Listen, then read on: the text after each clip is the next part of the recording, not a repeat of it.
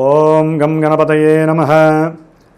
ఓం జ్ఞానానందమయం దేవం నిర్మలస్ఫటికాకృతిం ఆధారం సర్వవిద్యానాం శ్రీ హయగ్రీవముపాస్మహే. శ్రీ హయగ్రీవాయ నమః.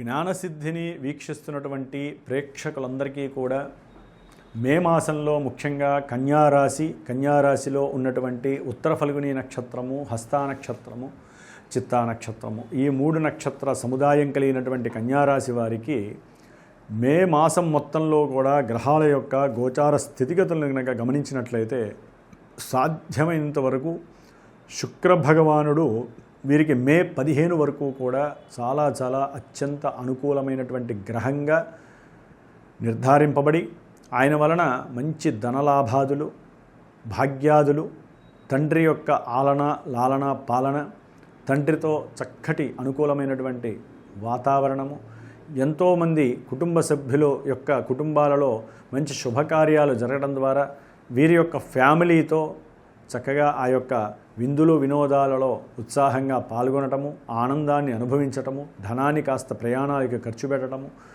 అట్లాగే భార్యాభర్తల మధ్య చక్కటి వాక్ సంభాషణ ద్వారా వారు అంతకుముందు ఇప్పుడున్నటువంటి గ్రహస్థితి వలన కూడా ఎంతోమందికి ఇబ్బందులు కలుగుతున్న ఈ 15 రోజులు కూడా వారి యొక్క చతురత, అట్లాగే వాక్చాతుర్యంతో కూడినటువంటి అనుసంధానమైనటువంటి మంచి సంభాషణల ద్వారా చక్కటి ఆనందాన్ని పొందే అవకాశం ఉంటుంది. కొంతమందికి అయితే కనుక ద్వితీయ కళ్యాణ యోగం కలగడానికి ఎక్కువ అవకాశాలు ఉన్నాయి. కొంతమందికి ఆ యోగం తొలగిపోయే పరిస్థితులు మే 15 తర్వాత కలుగుతాయి.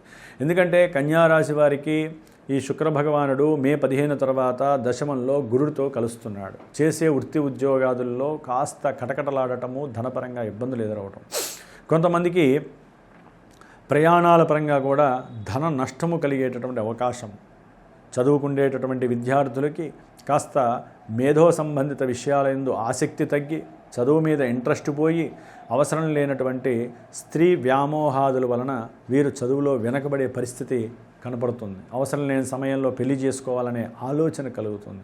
ఇదంత మంచిది కాదు, చాలా జాగ్రత్తగా ఉండాలి. దీనివలన మీకు ఉన్నటువంటి కీర్తి ప్రతిష్టల సంఘంలో భంగపడేటటువంటి అవకాశాలు ఉంటాయి. చాలా జాగ్రత్తగా ఉండాలి.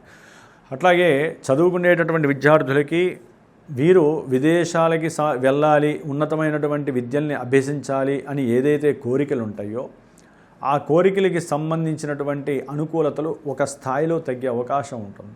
వ్యాపారంలో నూతన పెట్టుబడులు పెట్టి వ్యాపారంలో మంచి వృద్ధి జరిగి చక్కటి దూర ప్రాంతాలకు వెళ్ళి దీన్ని అబ్రాడ్ వైజ్ కూడా డెవలప్ చేయాలనే ఆలోచనలు శాస్త్రీయంగా వీరికి మనసులో బాగా రంగరింపబడుతూ ఉంటాయి మే 15 తర్వాత. కాబట్టి గురు శుక్రులు 10లో ఉండటం ద్వారా కర్మస్థానంలో ఒక రకంగా మంచిదైనప్పటికీ ఆ 2 పాపగ్రహాలు అవ్వటము, ఆ యొక్క 10వ భావం అనేటటువంటిది గోచారంలో కొంచెం వాళ్ళిద్దరికీ అంత మంచిది కాదు. కాబట్టి లక్ష్మీనారాయణ సూక్తాన్ని, లక్ష్మీనారాయణ స్తోత్రాన్ని ఎవరైతే చదువుతారో, ఎవరైతే విష్ణు సహస్రనామ స్తోత్రాన్ని 4 రోజులు పారాయణ చేస్తారో చేసే వృత్తిలో మార్పు ఉండదు, ఉద్యోగాదుల్లో మార్పులు ఉండవు, వివాహ వ్యవస్థలో సమస్యలు రావు, ధనపరమైనటువంటి నష్టము. విద్యార్థులైతే కనుక హయగ్రీవ మంత్రాన్ని చదవండి, లేదా ఓం నమో నారాయణ బీజాక్షరాలు చదవండి. విద్యలో ఆటంకాలు కలవు, మీరు అనుకున్న విద్యను మీరు సాధిస్తారు, అది గుర్తుపెట్టుకోండి. ముఖ్యంగా కన్యారాశి వారికి రాస్యాధిపతి అయినటువంటి, కర్మస్థానాధిపతి అయినటువంటి బుధుడు వ్యాధిపతి అయినటువంటి రవితో కలిసి అష్టమంలో ఉండటం వలన ఆరోగ్యపరంగా దెబ్బతినే అవకాశం ఉంటుంది. వీరు ఏది మాట్లాడినా కూడా దాంట్లో వారు చేసే ఉద్యోగాల్లో వీరికన్నా పెద్ద ఉద్యోగస్తులు ఎవరైతే ప్రభుత్వ ఉద్యోగాలు కావచ్చు, నార్మల్ ఉద్యోగాలు కావచ్చు, వాళ్ళకి వీళ్ళకి మధ్య సంబంధాలు తెగిపోవటము, లేకపోతే ఉద్యోగం మీద తెలియనటువంటి బెంగపడటము, ఉద్యోగం పోతుందేమో అనేటువంటి భయము, తండ్రి గారి యొక్క ఆరోగ్యపరంగా కానీ లేకపోతే ఆయనకు ఉన్నటువంటి పాస్తులు వీరికి వస్తాయో రావో, అవి పోతాయేమో, ఇట్లాంటివి ఎన్నో రకాలుగా, లేకపోతే వీరు దాచుకున్నటువంటి సొమ్ము ఇంకెవరైనా అపహరిస్తారేమో, వీరు కొంతమంది ఇన్సూరెన్స్ పెట్టుకుంటారు, ఆ ఇన్సూరెన్స్ డబ్బులు వస్తాయో రాదో, ఇట్లా ఎన్నో భయము, ఆందోళన, ప్రకంపనలు వీరిని మానసిక ప్రశాంతత లేకుండా చేస్తాయి. అట్లాగే వీరు ఏం మాట్లాడుతున్నారో తెలియదు. వీరు అసలు ఒకటనుకుంటారు, చేసేది ఇంకోటి. ఎందుకు చేస్తున్నారో తర్వాత ఆలోచించే లోపల కావాల్సినటువంటి డబ్బు రాదు, అనుకున్న సమయంలో ఏ పని ముందుకు వెళ్ళదు. కాబట్టి ఈ రవి బుధులు మే 14 వరకు కూడా అష్టమంలో ఉండి నానా బీభత్సకరమైనటువంటి పరిస్థితులు, తండ్రికి అపాయము, చేసే ఉద్యోగంలో ఎన్నో ఇబ్బందులు కలిగేటటువంటి అవసరం కనిపిస్తోంది.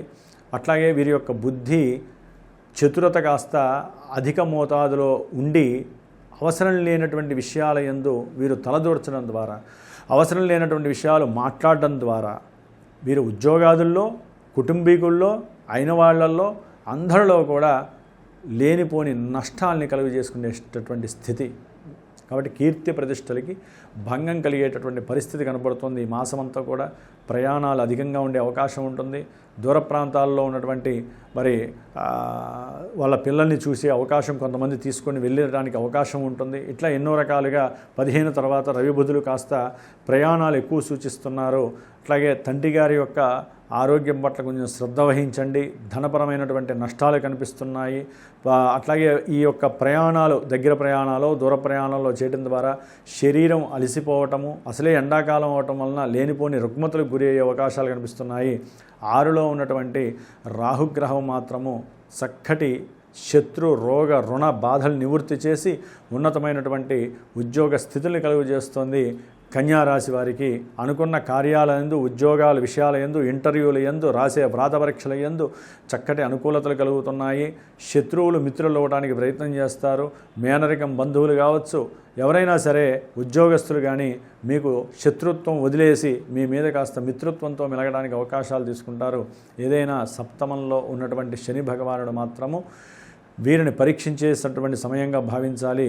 ఎందుకంటే కంటక శని, ఏలినాడి శని, అష్టమ శని అట్లాగో కంటక వేధాశని అంటారు కన్యారాశి వారికి.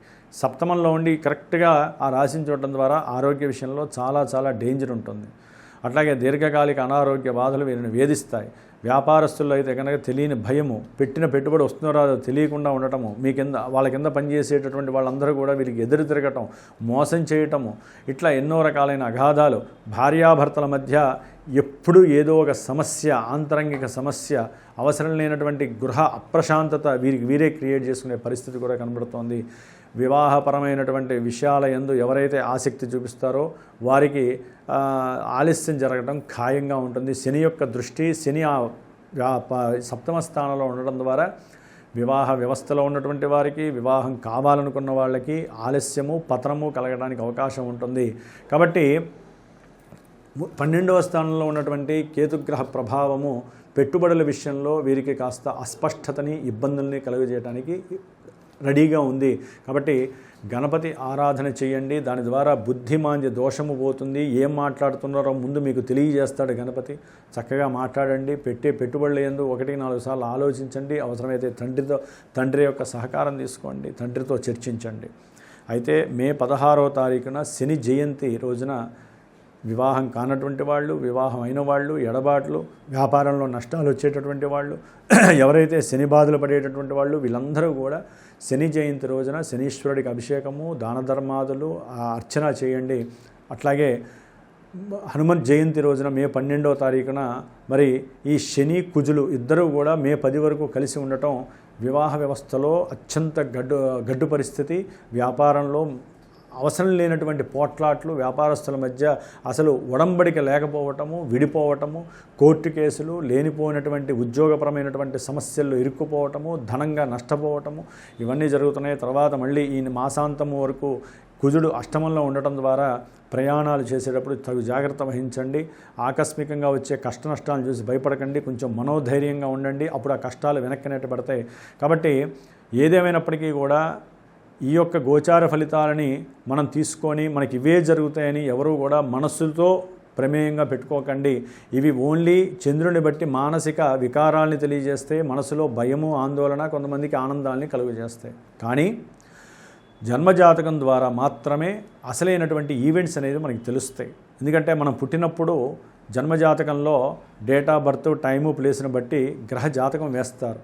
ఆ యొక్క జాతకాన్ని బట్టి, నక్షత్రాలని బట్టి, వాటి యొక్క దశలు, అంతర్దశలను బట్టి ప్రస్తుతం దశలేంటి, అంతర్దశలేంటి, అవి ఇక్కడ ఏ విధంగా పోర్ట్ఫోలియోస్ అనుభవిస్తున్నారు, ఏ విధంగా అట్లా వివాహం జరుగుతుంది, ఎందుకు వివాహమైన వాళ్ళు విడిపోతున్నారు, ఎందుకు కొట్టుకుంటున్నారు, ఉద్యోగం నుంచి నన్ను ఎందుకు తీసేశారు, మళ్ళీ ఉద్యోగం అసలు ఎప్పుడు వస్తుంది నాకు, చదువులో ఎందుకు నేను వెనకబడ్డాను, ఇవన్నీ కూడా మీ జన్మజాతకాన్ని బట్టి మాత్రమే తెలుస్తాయి. అవి ఇప్పుడు మనసుకి బాధ పెడుతూ ఉంటాయి అన్నమాట. కొంతమందికి ఆనందాన్ని ఇస్తే, కొంతమందికి బాధను పెడతాయి. కాబట్టి సరైన గురువుని ఎంచుకొని మీ జన్మజాతక విశ్లేషణ చేయించుకొని అప్పుడు మాత్రమే కొత్త కొత్త ప్రయోగాలు చేసుకోండి. అది ఏ ఈవెంట్ అయినా సరే, ఏదైనా దోష పరిహారాలు ఉంటే చక్కగా చేసేసుకోండి. జ్యోతిష్యం అంటే పురాణం విన్నట్టు కాదు. జ్యోతిష్యం విన్న తర్వాత పరిష్కారం కావాలి అనుకొని పరిష్కారం చేసుకుంటేనే కర్మ పరిపక్వత కలుగుతుంది. కర్మ ఏ విధంగా పోతుందంటే మనకి 10 రూపాయలు ఖర్చు పెట్టి దాన ధర్మాదులు, హోమాదులు, అభిషేకాలు చేసుకుంటేనే పోతుంది. లేకపోతే మన కర్మ మన దగ్గరే ఉంటుంది, మన డబ్బు కూడా అట్లాగే ఉంటుంది. ఒక్కసారిగా పోతుంది, ఉన్నదంతా పోతుంది. కాబట్టి ఎప్పటికప్పుడు మీరు చేసే ప్రతి ఈవెంట్కి గురువుని అప్రోచ్ అవ్వండి, చక్కగా తెలియజేసుకోండి. అసలు చాలామందికి తెలియట్లా, మా రాశిది, మా నక్షత్రం ఇది అంతే. కాబట్టి ఈ విధంగా కన్యారాశి వారు ముఖ్యంగా శని భగవానుడిని, కేతువుని, కుజుడికి, అట్లాగే రవికి, బుధుడికి, మొత్తం అన్ని గ్రహాలు ఒక రాహువు, శుక్రుడు తప్ప, శుక్రుడు కూడా తర్వాత పాడవుతున్నాడు కాబట్టి నవగ్రహాలన్నిటికీ ప్రదక్షిణాలు, నవగ్రహ స్తోత్రాలు ఈ మాసమంతా చేయండి. నవధాన్యాలు చక్కగా పిండి చేసి గోమాతకి తినిపించండి, మీకు శుభం కలుగుతుంది. ఓం నమో నారాయణాయ నమః.